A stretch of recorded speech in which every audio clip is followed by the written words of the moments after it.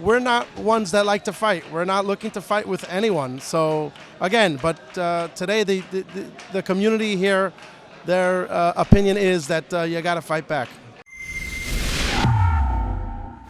So if I can ask you, Levy, as a member of this congregation, and we're here in Brooklyn, do you have any insight into why there has been such a recent spike of violent anti-Semitism towards those in the Jewish community? I don't have a reason as to why there's a spike now as opposed to 5 years ago, but I can tell you, if you've been watching the footage, it's a lot of the youth that are doing this, and I think they're not being educated properly. I don't know what they want from us. We are peaceful people.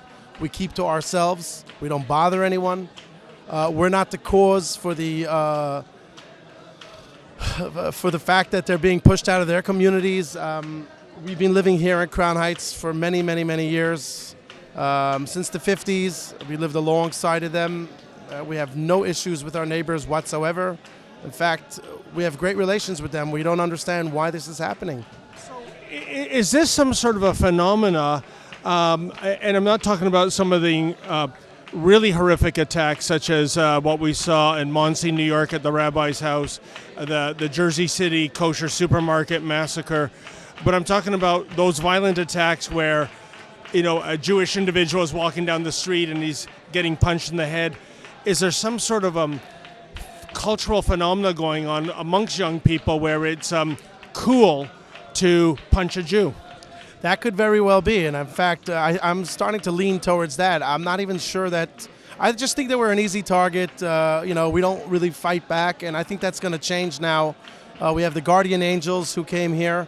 The NYPD's been out there, put out a lot of police officers patrolling, foot patrol, and I think that the community is sick and tired of being, violently beaten, and I think the time has come where people are arming themselves. We're not ones that like to fight. We're not looking to fight with anyone. So again, but today the community here, their opinion is that you got to fight back.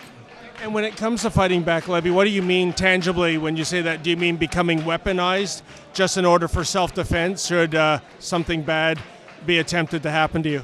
We were never ones that had carried weapons. That wasn't who we are. That's not the way we live. Our Torah, do not kill, do not steal. We don't fight. We don't bother anyone. But I think there are numerous individuals here in this community that went and got weapons simply out of fear. So they will respond if need be. Again, no one's looking to fight with anyone. No one's looking to pick a fight. No one's looking to even retaliate. It's unfortunate that people have to get weapons in order to feel protected in the streets of Brooklyn, where we've been living here in peace for many, many, many, many years. And again, to drill down to why Jewish people are targeted, it's easy to pick out someone of the Jewish faith when you're dressed in such manner, but you could also say the same about a devout Muslim, a Sikh with a turban. Why is it that this phenomena, again, is directed at Jews, or is this just a historical truism being recycled? I think that the way it works is when the going gets tough, somehow we always manage to get blamed. It's been like this for thousands of years. The Jews are always an easy target. I mean, when stuff get out of hand, the first people that they turn to is the Jews. And again, we don't understand what it is that they want from us. I mean, just let us be, let us live. We live and let live. We would appreciate if it's the same way. Live and let us live side by side. We're not looking to fight with anyone. Our community is a peaceful community. We just want to continue to live here. We're not fighting with anyone. We're not, our rabbis are not getting up in synagogue and telling us to start up with anyone. That's not who we are. That's not what we do. We're simply asking the community and our neighbors who know us for many, many years, if you can intervene and speak to the youth, educate your children. We are a peaceful people, and we want to remain this way. And we're simply asking to stop. Stop whoever is doing this. Just if they can just back off, just let us live in peace. And we've been through a lot. And one last question, Levy. Is there anything you and your family members are doing, given the recent spike in violent anti-Semitism? Any changes you brought upon your lifestyle that you can better protect yourself? The answer is, I travel by train and I don't wear a cap. I wear my kippah, my yarmulke, proudly. In fact, I was on the train today and I was sitting next to my African American neighbor on the train, and I was telling him how, this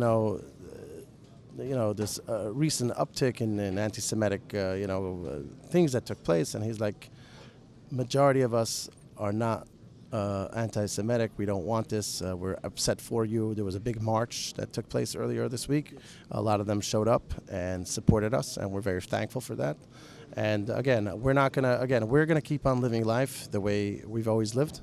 We're not gonna change and deviate from that. And that's it. We hope for the best. We pray to God every day. We hope for the best, and I think that things will turn around. And there's been in the past, history has proven that it goes up, it goes down. So we're not concerned as much as people want us to be. I don't think that this community here has to worry about the neighbors. Outsiders we can't answer for, but as far as our neighbors here in this community, we're good with them, and we're going to remain good with them.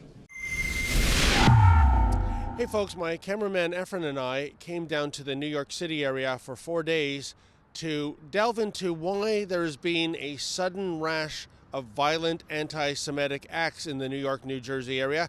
If you want to see those reports, please go to rebelinvestigates.com. And if you're able to, please chip in $1 or $3 for our expenses. We travel very modestly. We're not part of Justin Trudeau's media state-sponsored stenographers that get government handouts. So if you can indeed make a contribution, we would greatly appreciate it.